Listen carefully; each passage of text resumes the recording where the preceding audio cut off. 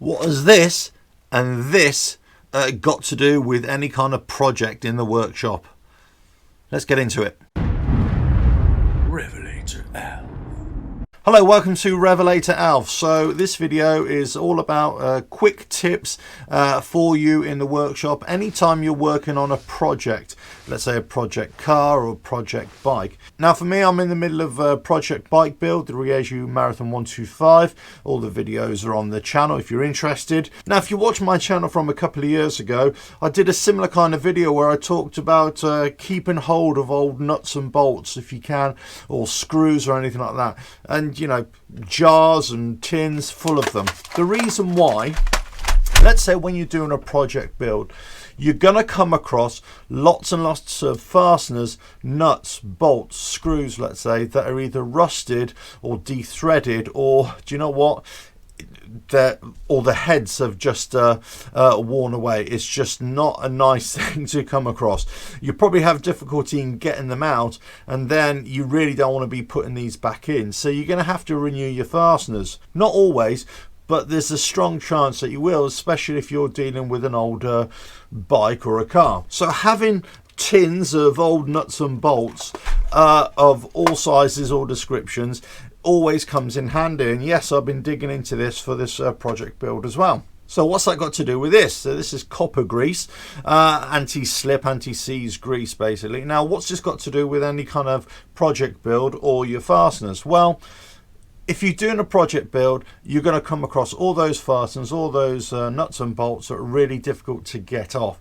And one of the reasons is that you know, they've all seized in there, they haven't been removed in a long time.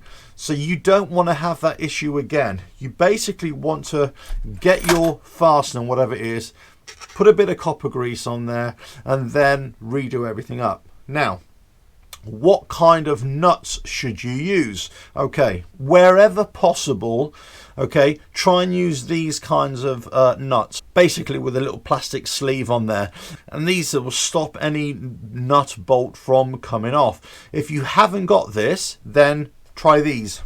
These are spring washers. So you can use normal nuts with spring washers, or these ones with a little plastic sleeve, and they'll be great. So always try and renew your fasteners on your project build. Always apply some copper grease or anti-seize grease on there as well. And that's going to help you for any kind of future maintenance that you need to do on the bike or car or whatever it is. Now, one thing of note on these, now it depends where you are in the world, of course. Here we have an annual roadworthiness check, and it's called the MOT in the UK, and you'll know about that if you live in this country, of course, right? Many of the fasteners on there, especially on critical components, they always say that you have to have one of these, and sometimes they can be component failures or MOT failures if you haven't got one of these on there.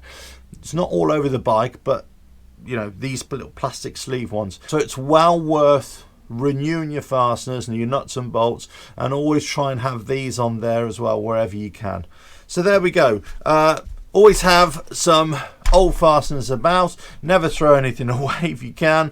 You never know, one day you might use them. Always try and use some copper grease, anti-seize grease when you're doing everything back up, and then you know, use some good old nuts and bolts, either with spring washers, but preferably with the little plastic sleeve in there as well, and that will stop them coming undone, and you can torque them up to your heart's content. I know there is a bit of discrepancy with some people who would say with copper grease it affects the torque and everything like that when you're torquing up bolts. I don't pay any credence to that, I've got to say. In my opinion, you know, I could be completely wrong, but I always use copper grease and torque everything up, and away I go. Right, hope you found that useful. Don't forget to subscribe, hit that bell, like and share, and check out the website RevelatorAlf.com, where you find all the videos of this project build and all the other tips and tricks from this workshop.